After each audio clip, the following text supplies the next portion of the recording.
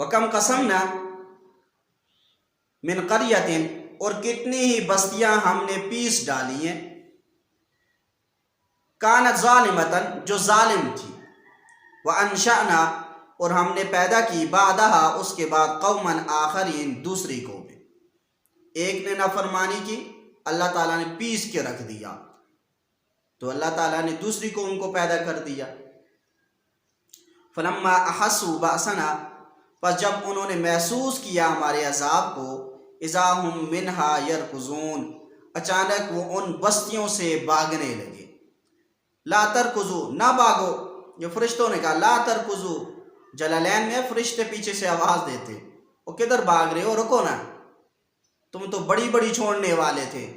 لا ترکضوا نہ بھاگو، ورجعوا اور لوٹو، الی ما اترفتم فیہ جس جگہ میں تم اسودہ حال تھے، یعنی جہاں پر تمہارے ہر چیز تمہیں مہیا تھی دنیا، تو لوٹو اس کی طرف۔ ومساکنکم اور اپنے گھروں کے اندر جہاں پر صوفے بیڈ لگے ہوئے تھے، بڑے سکون سے بیٹھتے تھے ٹانگ پہ ٹانگ رکھ کے۔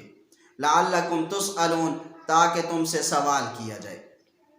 قالو وہ کہتے یا ویلنا ہائے افسوس ہم پر، ہائے ہلاکت ہمارے لیے، انا کننا ظالمین بے شک ہم تو ظالم تھے۔ فما زالت تلک دعواہم پس ہمیشہ رہی ان کی یہی پکار، حتی جعلناہم یہاں تک کہ ہم نے ان کو کر دیا حصیداً خامدین کاٹی ہوئی کھیتی بجھی ہوئی آگ۔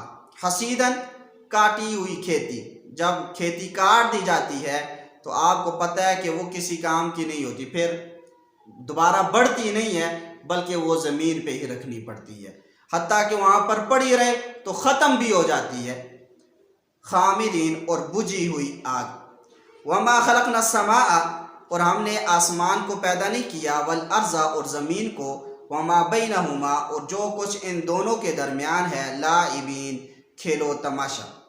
لو اردنا اگر ہم ارادہ کرتے کہ ان نتخذ لہوا کہ ہم بناتے کوئی کھیل تماشا، لاتخذناہ من لدنا تو ہم بناتے اس کو اپنے پاس سے، ان کننا فاعلین اگر ہم کرنے والے ہوتے۔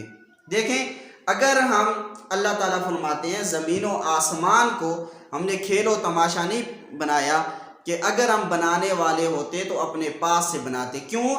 یہ زمین و آسمان یہ حادث ہیں، ختم ہو جائیں گے، یہ ہمیشہ سے نہیں ہے، نہ ہمیشہ رہیں گے۔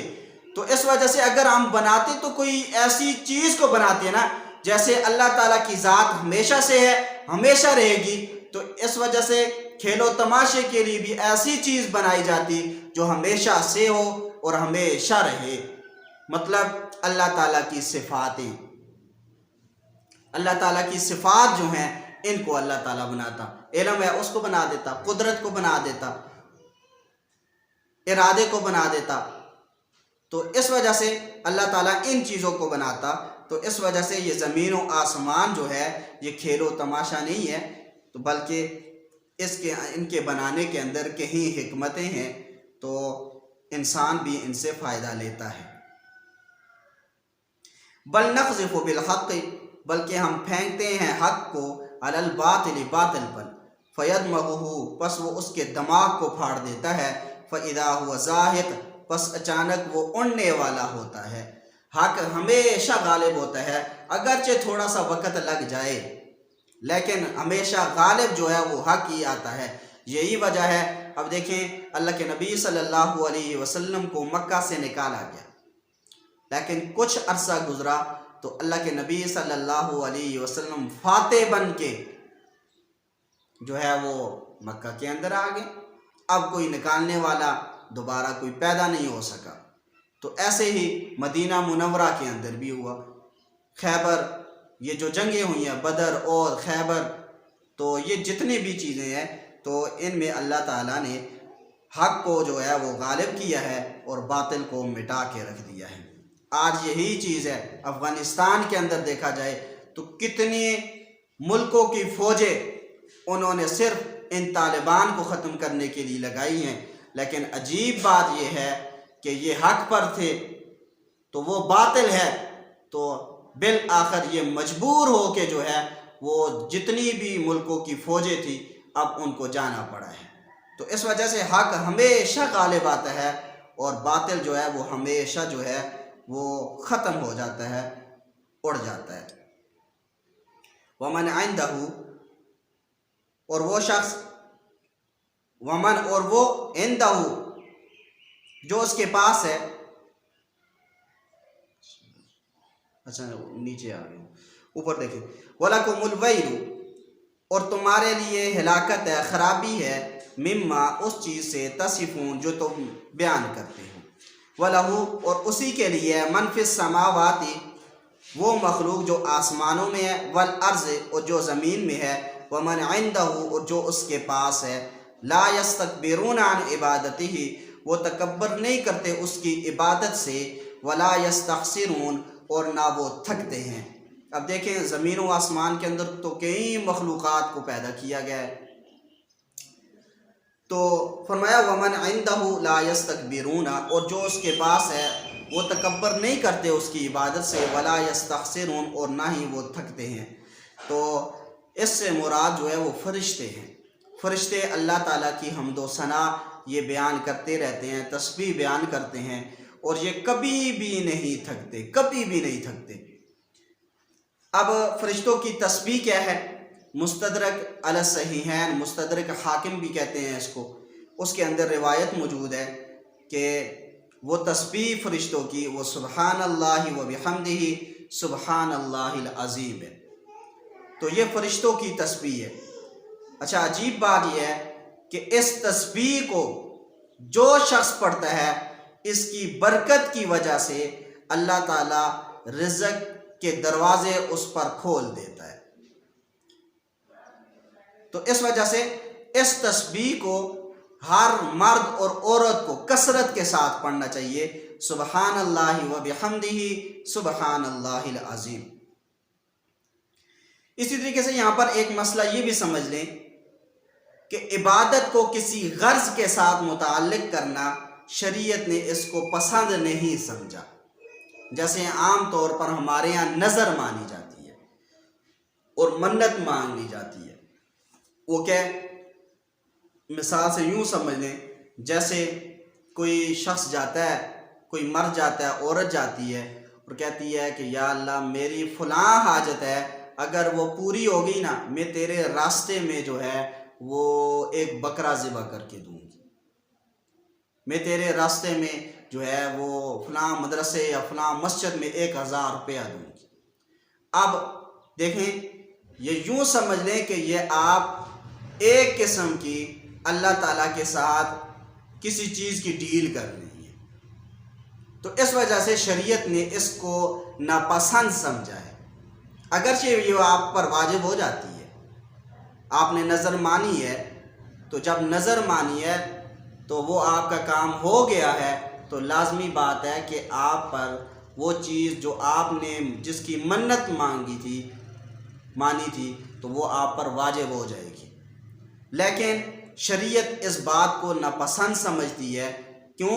سیدھی سی بات ہے، آپ نے مانگنی ہے تو اللہ تعالیٰ سے ویسے ہی مانگے، یا آپ خود پہلے صدقہ کر لینا کہ میں یہ صدقہ کرتی ہوں، اللہ تعالیٰ سے مانگ لیں، انشاءاللہ اللہ تعالیٰ دے دے گا۔ دیکھیں ہم دنیا میں نا کسی سے ایک دفعہ کوئی چیز مانگے، دوسری مرتبہ، تیسری مرتبہ وہ دے گا، تو چوتھی مرتبہ وہ نہیں دے گا۔ لیکن اللہ تعالیٰ کی ذات ایسی ہے کہ جب اللہ تعالیٰ سے کوئی 1 2 3 دفعہ مانگے نا تو اللہ تعالیٰ اس سے ناراض ہوتا ہے، اور جب زیادہ مانگے نا تو اللہ تعالیٰ خوش ہوتا ہے اس سے، اور وہ پھر اس بندے کو دیتا بھی ہے۔ نہ مانگنے سے اللہ تعالیٰ ناراض ہوتا ہے، لیکن مانگنے سے اللہ تعالیٰ کی ذات خوش ہوتی ہے۔ یہ جو میں نے 1 2 3 کی بات کی ہے، اس کا یہ مطلب نہیں ہے کہ اگر 2 3 دفعہ آپ نے مانگی ہے تو اللہ ناراض ہو جائے گا۔ اس کے کہنے کا مطلب یہ ہے کہ نہ مانگی آپ نے، کم مانگی تو اللہ تعالیٰ لازمی بات ہے پھر ناراض تو ہوگا. تو اس وجہ سے جتنا زیادہ آپ مانگیں گے اتنا اللہ تعالیٰ آپ سے خوش ہوگا. اور آپ کے مانگنے سے آپ کو جس وقت اللہ تعالیٰ وہ چیز عطا کرے گا تو اللہ کے خزانے میں ذرہ برابر بھی کمی نہیں آئے گی. تو اس وجہ سے بندے میں اور خدا میں ہمیں فرق کرنا چاہیے. جتنا زیادہ ہو سکے اللہ تعالیٰ سے ہمیں مانگنا چاہیے.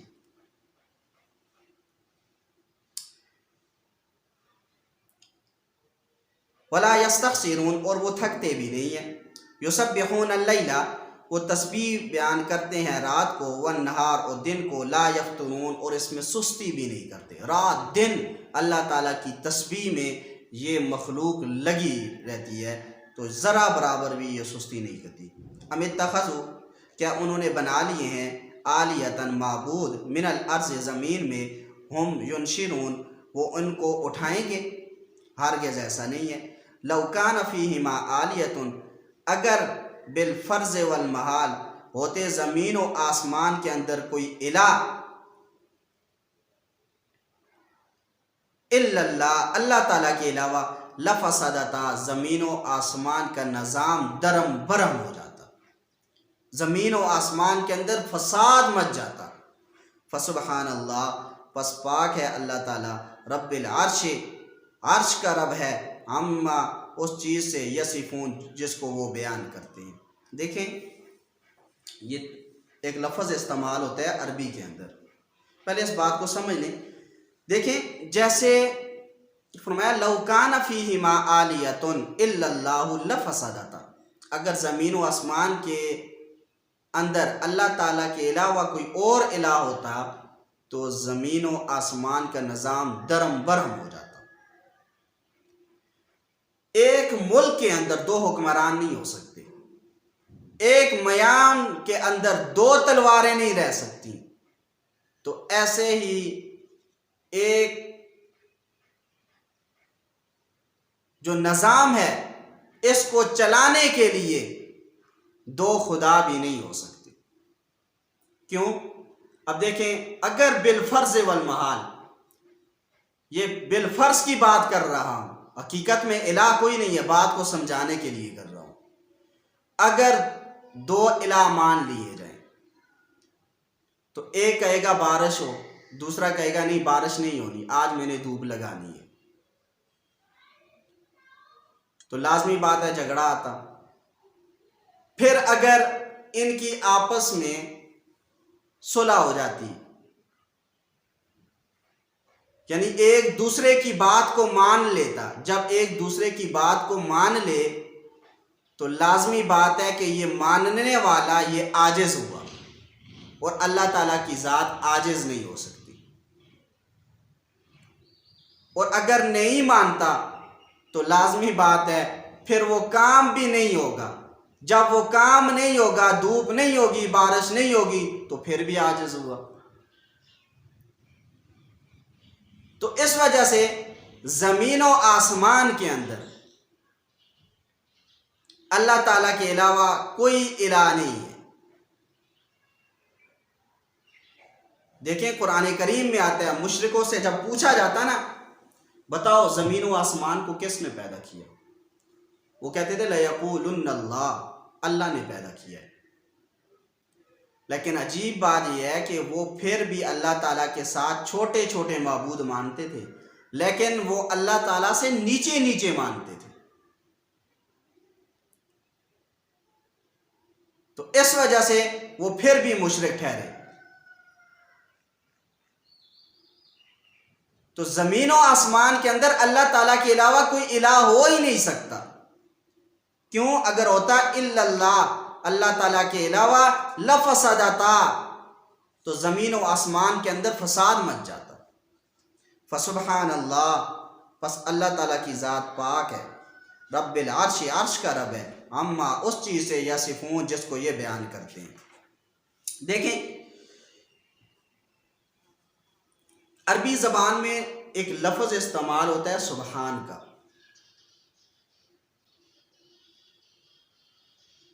تو اردو میں اس کا ترجمہ ہوتا ہے پاک ہے.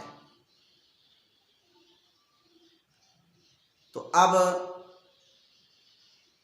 ہم یہ بات کہتے ہیں اللہ تعالیٰ کی ذات پاک ہے، نبی کی طرف جب نسبت ہوتی ہے پھر ہم کہتے ہیں نبی کی ذات پاک ہے، نبی کے شاگرد صحابہ کی طرف جب نسبت ہوتی ہے تو ہم پھر کہتے ہیں کہ صحابہ کی ذات پاک ہے۔ یہ پاک لفظ ایک ہے، لیکن جب اس کی نسبت اللہ تعالیٰ کی جانب ہو تو معنی الگ ہے، جب اس کی نسبت نبی کی طرف ہو معنی الگ ہے، جب اس کی نسبت صحابہ کی طرف ہو تو معنی الگ ہے۔ جب اللہ تعالیٰ کی طرف نسبت ہو تو سبحان کہتے ہیں، اور جب نبی کی طرف نسبت ہو تو اس صورت میں معصوم کا لفظ عربی میں استعمال ہوتا ہے، اور جب صحابہ کی طرف نسبت ہو تو اس صورت میں محفوظ کا لفظ استعمال ہوتا ہے۔ اب پاک پاک ایک ہی ہے، لیکن فرق ہے۔ جب ہم کہتے ہیں اللہ تعالیٰ کی ذات پاک ہے، اس صورت میں مطلب ہوگا کہ اللہ تعالیٰ کی ذات مخلوق کی صفات سے پاک ہے، اور جب ہم کہتے ہیں کہ نبی کی ذات پاک ہے تو اس صورت میں اس کا معنی یہ ہوگا کہ نبی چونکہ مخلوق ہے، مخلوق کی صفات اس کے اندر پائی جائیں گی، لیکن جو صفت مخلوق کے اندر عیب والی ہے یہ نبی کے اندر نہیں پائی جاتی، نبی کی ذات اس عیب والی صفت سے پاک ہے۔ اور جب ہم کہتے ہیں صحابہ کی ذات پاک ہے تو اس صورت میں مطلب یہ ہوتا ہے کہ دیکھیں کہ صحابہ یہ مخلوق ہے، اور مخلوق کے اندر جو ہے عیب والی صفت ہے وہ بھی صحابہ کے اندر پائی گئی ہے، لیکن اللہ تعالیٰ نے ان کے نامہ اعمال کے اندر اس صفت کو رہنے نہیں دیا، کسی گناہ کو رہنے نہیں دیا، تو اس وجہ سے ہم کہتے ہیں کہ صحابہ کی ذات محفوظ ہے، اللہ تعالیٰ نے ان کے نامہ اعمال میں کسی گناہ کو رہنے نہیں دیا۔ اسی وجہ سے فرمایا رضی اللہ عنہم ورضوا عنہ، اللہ صحابہ سے راضی ہیں اور صحابہ اللہ سے راضی ہیں۔ تو لفظ ایک ہے، معنی اس کا بدل جاتا ہے۔ دیکھیں یہ ہمارے عام جو ہے وہ زبان میں بھی استعمال ہوتا ہے۔ اب دیکھیں لفظ محبت کو ہی لے لیں، لفظ محبت والدین کے ساتھ محبت علیحدہ ہے، بچوں کے ساتھ علیحدہ ہے، بیوی کے ساتھ علیحدہ ہے، تو اس وجہ سے لفظ ایک ہے، لیکن جب اس لفظ کی نسبت علیحدہ علیحدہ افراد کی طرف کی جاتی ہے تو اس کا معنی بدل جاتا ہے۔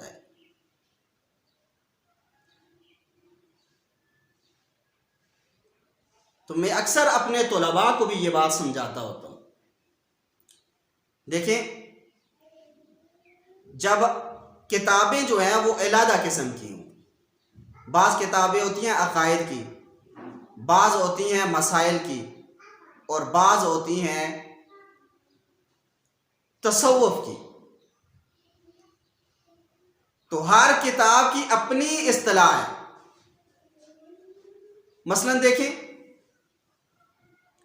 اب لفظ کلمہ لے لیں، اب جب ہم حفظ کی کلاس میں جائیں تو اس صورت میں کلمہ ہم کہتے ہیں، کلمہ کیا ہے؟ بچے کو کہتے ہیں، بچہ پڑھتا ہے لا الہ الا اللہ محمد الرسول اللہ، ہم کہتے ہیں اس نے ٹھیک سنا ہے، یہ کلمہ ہے۔ لیکن جب ہم جائیں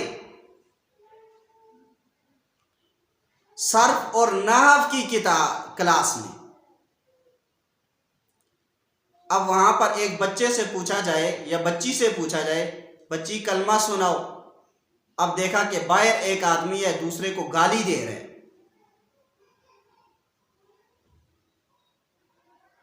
تو اس بچی سے پوچھا جائے یہ جو باہر ہے یہ کیا کر رہا ہے؟ اب وہ بچی کہے گی یہ کلمہ پڑھ رہا ہے،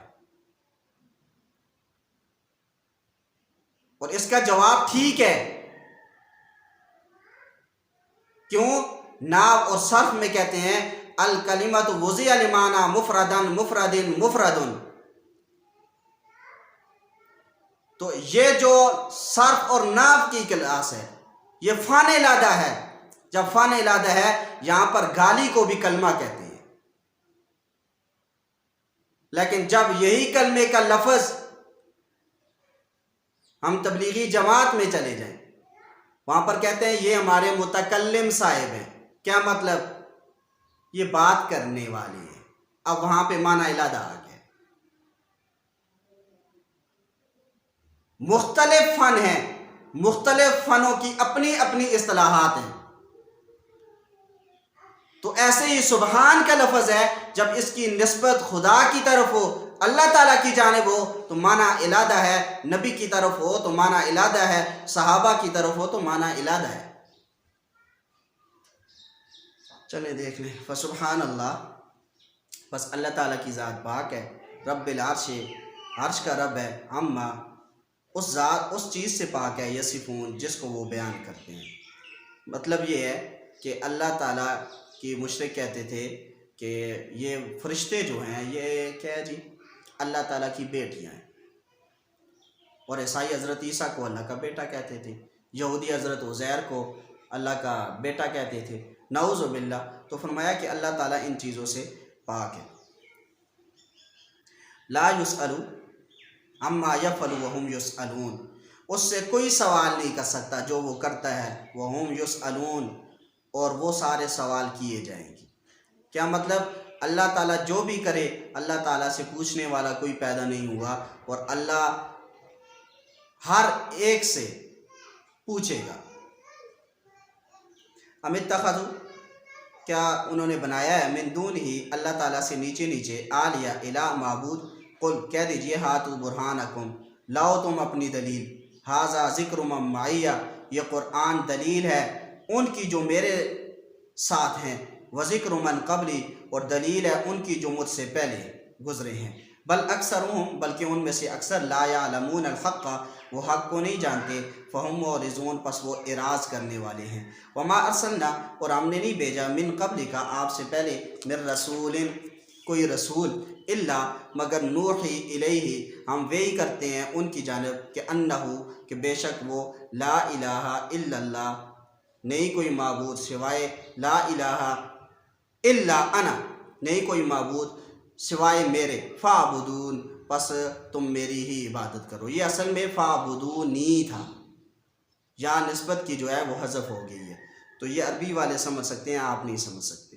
فاعبدون، پس میری ہی عبادت کرو۔ وقالو، اور وہ کہنے لگے، وقالو، اور وہ کہتے تھے، اتخذ الرحمن ولدا، اللہ تعالیٰ نے اپنے لیے اولاد ٹھہرا لی ہے، سبحانہ، اللہ تعالیٰ کی ذات اس سے پاک ہے۔ کیوں؟ میں نے ابھی جو معنی بیان کیا تھا، اللہ تعالیٰ مخلوق کی صفات سے پاک ہے، اب اولاد ہونا تو مخلوق کی صفت ہے نا، اللہ تعالیٰ کی صفت نہیں ہے۔ اب یہ معنی آپ کو یاد ہوگا تو آپ سمجھ جائیں گے۔ وقالو، اور وہ کہتے ہیں، اتخذ الرحمن، رحمان نے بنائی ہے، اللہ تعالیٰ نے بنائی ہے، ولدن، اپنے لیے اولاد، سبحانہ، اللہ تعالیٰ کی ذات اس سے پاک ہے، بل عباد مکرمون، بلکہ بندے ہیں یہ باعزت، یعنی فرشتے وغیرہ۔